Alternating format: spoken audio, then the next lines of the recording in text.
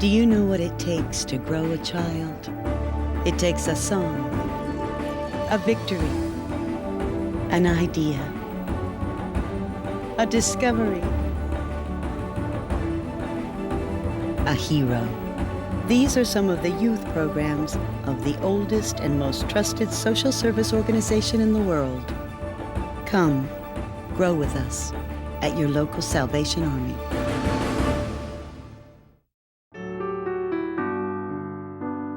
We're all making hard choices these days that we didn't have to make yesterday.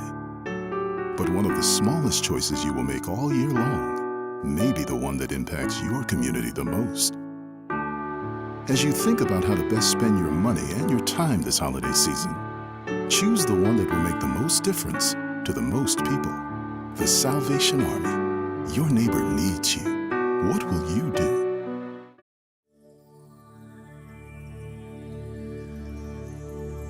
Por favor, pedimos a vossa atenção. No interesse da vossa segurança, observe os sinais de apertar cintos e de não fumar. Nos lavabos e no quarto de banho, observe o sinal retornar ao vosso assento. Não é permitido fumar a bordo. Nas descolagens e aterragens, endireitem as vossas cadeiras até a posição vertical. Ajustem os vossos assentos conforme os placares em cada assento. Apertem os cintos de segurança e fechem todas as mesas.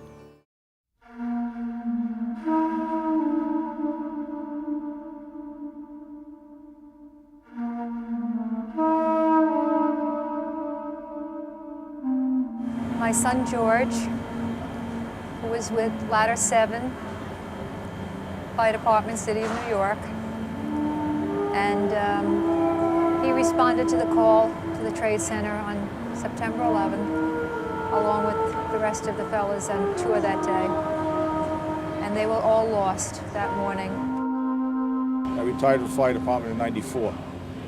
So I'm one of the, probably about 12 of us that are fathers looking for sons.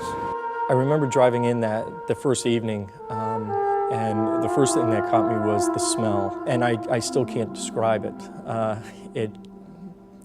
Just destruction, just a huge pile that you could not describe of where you knew these 2 or 3 buildings used to stand. I knew at the Pentagon that it would be difficult because it's a federal building. It would be locked down very quickly. Security would be very high. I dispatched a group of Cantina personnel to the Pentagon site, and then I dispatched another group to set up our command center. Everybody in the Salvation Army is a worker for the Lord, whether they want to realize it or not. Because I'm telling y'all, nobody treated us bad. Nobody, not once was there anybody there with a long face. About 5 minutes after the actual plane crash, we had learned of the possibility that a plane had landed somewhere in our division. We did some quick investigation and in about 15 minutes determined that it was in Somerset County. Well, I was scared. Scared for my country and scared for having a job that I didn't know I was able to do.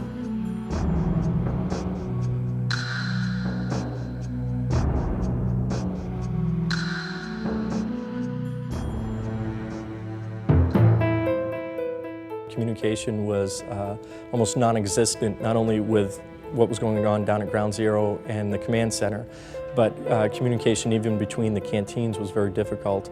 We had to walk literally everywhere. The first night I showed up, full uniform, my dress shoes, and I got blisters on top of blisters that first night just because the amount of walking that you did. And it wouldn't be a bad walk if you were only going a couple blocks once. But you were going, a couple blocks, and then you'd go in a couple more blocks the next canteen, and then you'd have to go 2 more blocks the next canteen. And you would be walking miles in one evening.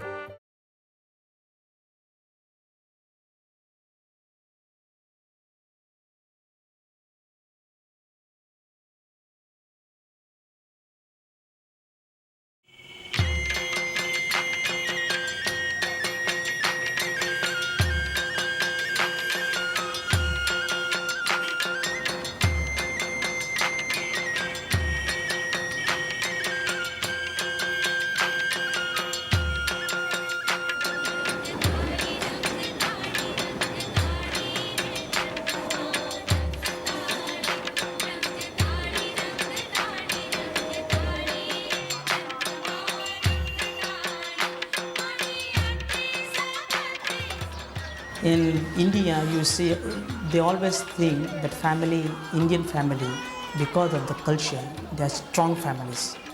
But actually, if you look into the families, inside they're broken. It is very painful to see people. If you're really emotional, you won't keep yourself crying whole day and whole night. But sometimes being Indian, going through all these problems and difficulties, like our heart has become a little harder. You have to be very sensitive towards the needs around you.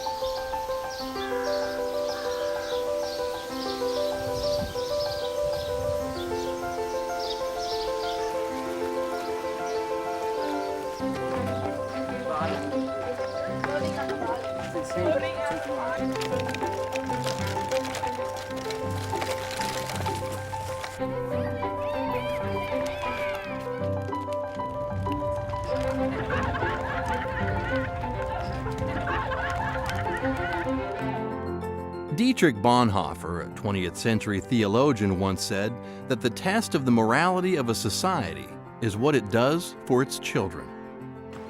Deep within the woods of central Mississippi, hidden under some 400 acres of tall pines, is a place that mentors children to become society leaders and gifted citizens of tomorrow. The Salvation Army's Camp Hidden Lake has a legacy of positively shaping children's lives through character-building activities, leadership training, and fun camping experiences. My favorite thing about camp is swimming. One of my favorite things is making friends at camp. I like the Indian program. My Indian name is Vamita Hatai, and it means lively personality.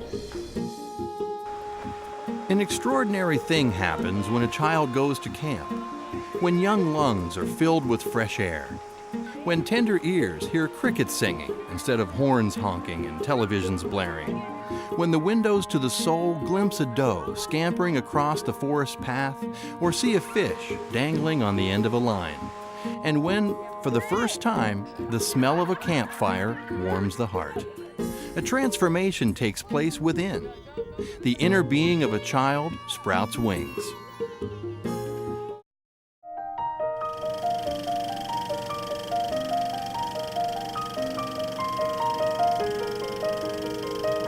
Do you remember when you were young and you sensed that you had every opportunity, every possibility? It seemed like all the doors were open for all of us. Well, for some, for whatever reason, they've found that some of those doors were slammed shut. It's my honor to introduce you to some in the Salvation Army family who've come to the Salvation Army to rekindle that hope, that potential, and find that opportunity for their lives. I had a pretty decent life growing up as a kid. It was after I thought I was grown, even when I was still a kid, that problems started coming. But I was a mama's boy, you know. I could always get whatever I wanted, you know, just look at her just right. When I was a kid, I played baseball. Went fishing with Dad, started smoking pot when I was like 13 years old. I was abused when I was a child, is what I say. And that made me want to be a bigger person, you know, because I was really hurt real bad. And so I started hanging out with a lot of older people. And so I was doing a lot of big boy things at a young person's age, trying to be someone I wasn't. I just always found a way of conning my way into drinking and drugging. And that's what I've continued to do for 27 years till I got here. I didn't realize how bad my addiction was, that I really didn't have control over it. And I had heard through people in general that I had actually used drugs with in DC about Harbor Light program. And that's all I had in my mind, for real. You know, if it worked for some other people, maybe it worked for me. August 22nd, when I walked through that front door down there, and I sat in that chair in that lobby, and I thought to myself, and I can't remember a lot, but I remember these words: if I walk out that door right now, I won't live anymore. It's something, I'm gonna die, something's gonna happen. But if I stay right here and I be strong, and I stay strong, there's no limits to what I can do.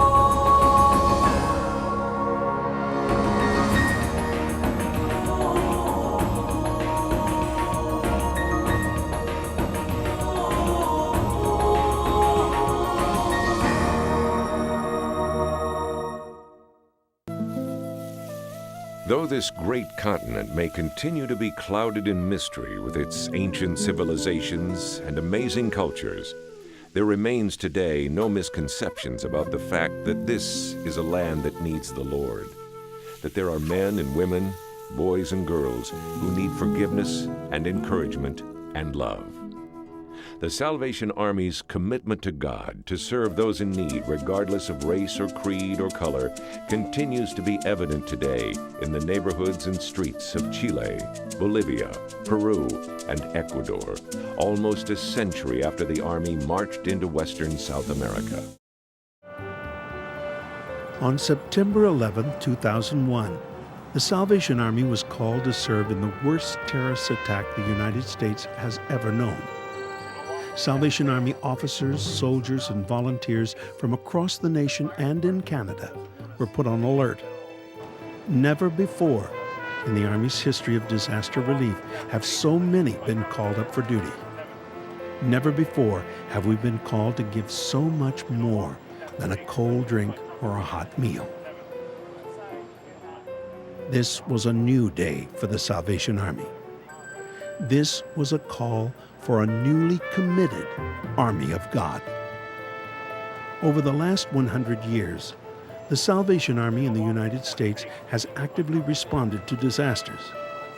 However, September 11th has brought our organization to a new place from which we will never return to our past. We have learned lessons about how we respond and how we focus on the needs of people. Officers, soldiers, and volunteers came clearly to minister and be a part of the ministry of servanthood versus just coming to hand out meals.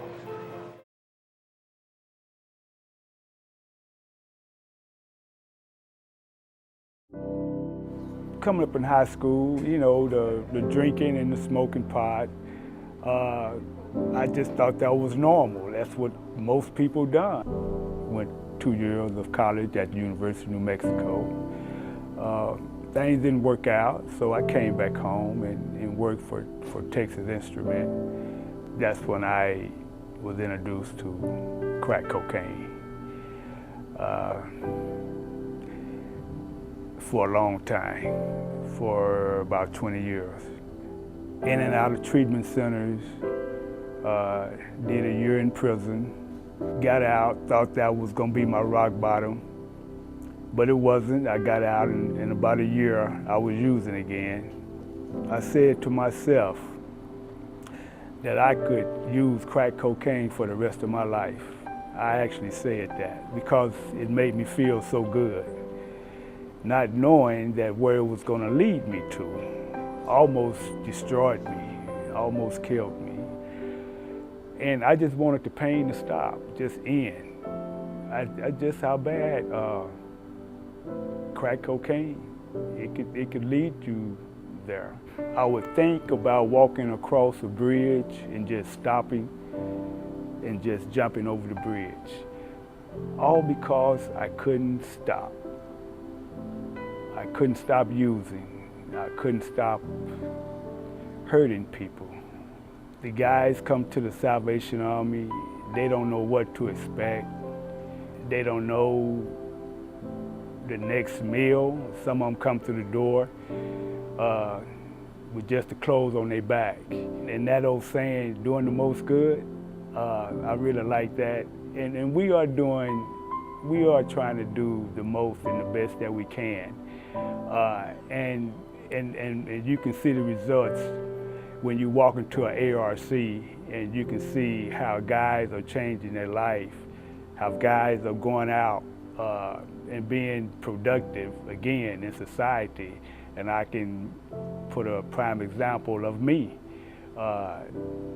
Been clean 5 years, have my own apartment, and I'm doing good, and I love what I'm doing.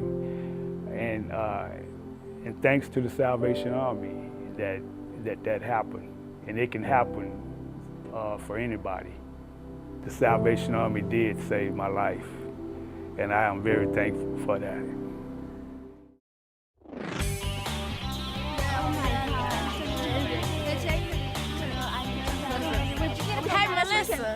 I can't stand Lisa. Yeah, she thinks she's all that, and just to top it all off, everybody hangs out with her. I know. But we can do something about that. We could, but what, Katie? We could spread a rumor. What kind of rumor, Katie? We could say that she smokes behind the portables in the morning. Yeah. And that we saw her perk. And some kind of pills. Yeah, she gave some pills to some little kids. Yeah.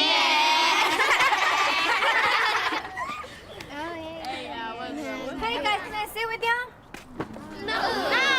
Jesse, what are you doing here? Can you see? Are you blind or something? There's no room for you. Go away. Fine, you'll be sorry.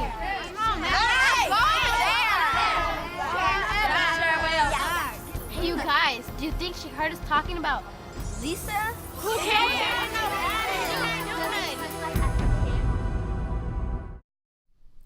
Teaching children about making healthy choices can be fun. Remember, when designing activities for active play and curriculum, make it engaging and enjoyable for your children.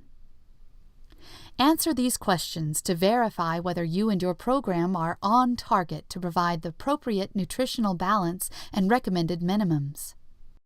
Are whole grains incorporated into your breads and cereals?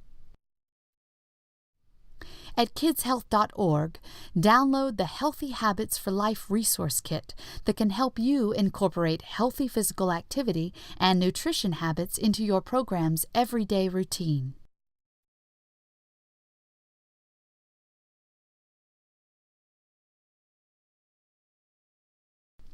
This 100-page guide, available in both English and Spanish, has 3 sections: Get Moving, Food and Drink to Grow On, and Every Day is a Healthy Day.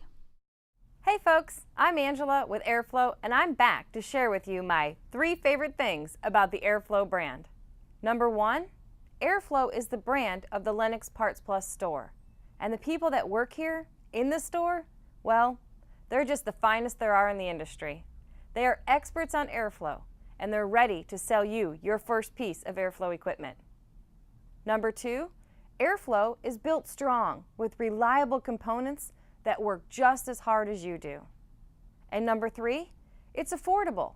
Airflow is priced right. At Lennox Parts Plus, we understand that you need a brand that's competitive, and Airflow is just that. So why buy Airflow today?